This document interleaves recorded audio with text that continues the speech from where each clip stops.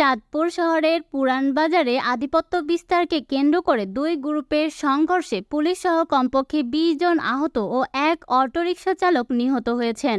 গতকাল সন্ধ্যা থেকে রাত ১০টা পর্যন্ত পুরান বাজারের পলাশের মোড় মেরকাটিস রোডে এই সংঘর্ষ ঘটে। নিহত অটোরিকশা চালক আল আমিন খান ওই এলাকার স্থানীয় আওয়ামী লীগ নেতা আব্দুল মজিদ খান ডেঙ্গুর ছেলে।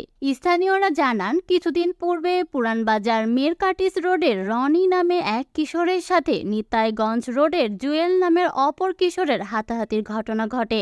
মূলত এই ঘটনাটা কেন্দ্র করে সন্ধ্যায় নিতাইগঞ্জ রোডে যুবকদের সাথে মেরকাটিস রোড এলাকায় যুবকদের সংঘর্ষের সৃষ্টি হয়। এতে দুই পক্ষ একে অপরকে ইট পাটকেল নিক্ষেপ এবং ককটেল বিস্ফোরণ ঘটায়। পরিস্থিতি নিয়ন্ত্রণে আনতে পুলিশ কয়েক রাউন্ড গুলি ও টিয়ারশেল নিক্ষেপ করে পরিস্থিতি শান্ত করে।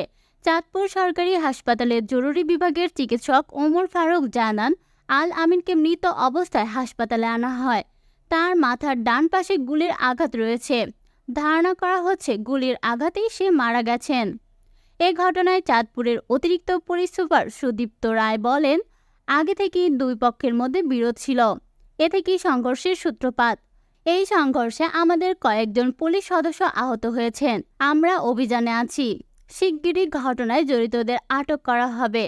দর্শক, ভিডিওটিতে একটি লাইক দিয়ে চ্যানেলটি সাবস্ক্রাইব করে আমাদের পাশে থাকার অনুরোধ রইল। ধন্যবাদ।